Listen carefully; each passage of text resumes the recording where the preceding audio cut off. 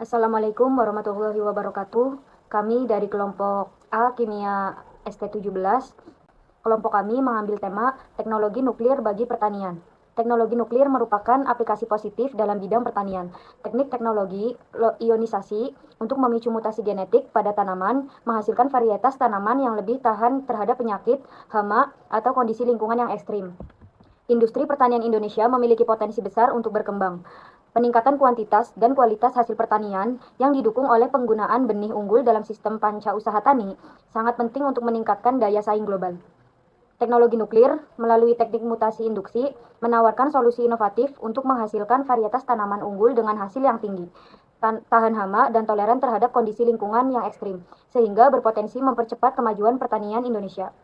Teknologi nuklir bagi pertanian. Yang pertama, pemuliaan tanaman. Yang kedua, penanganan pasca panen. Dan yang terakhir, pengendalian hama. Kedua, pemulihan tanaman. Pemanfaatan energi nuklir untuk pemulihan tanaman menggunakan teknik mutasi radiasi. Benih induk disinari radiasi gamma menyebabkan perubahan pada kromosomnya. Perubahan ini menghasilkan varietas tanaman unggul seperti tahan hama, tahan kekeringan, dan masa panen yang lebih cepat. Pemulihan mutasi dilakukan dengan menyinari bagian tanaman seperti benih, stek atau bahan kutu jaringan dengan radiasi gamma. Ilmuwan dapat mengukur intensitas radiasi dan tingkat gangguan saja. Variasi sifat tanaman sebagai dampak penyinaran dapat diketahui setelah proses penanaman bahan materi yang tahan radiasi.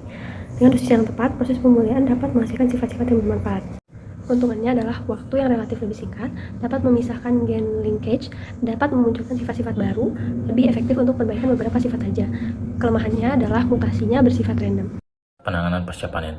Pada penanganan pasca panen menggunakan teknologi nuklir ini sudah disetujui dan digunakan oleh lebih dari 50 negara di dunia dan telah dipakai puluhan tahun oleh Jepang, USA, dan beberapa negara di Eropa.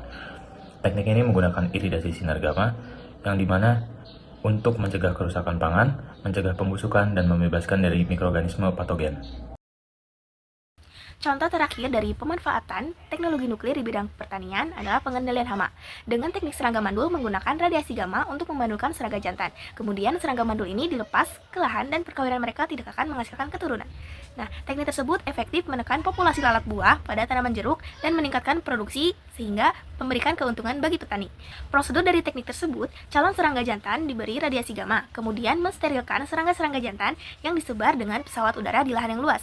Nah, serangga jantan yang akan kawin dengan serangga betina, kemudian hasil perkawinan mereka akan mereduksi jumlah serangga.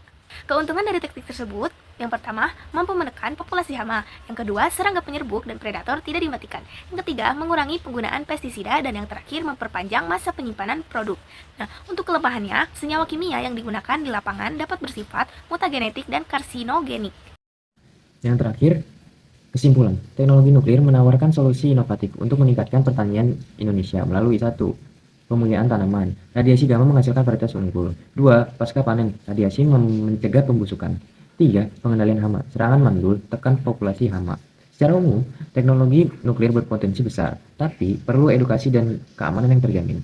Sekian presentasi kami. Assalamualaikum warahmatullahi wabarakatuh.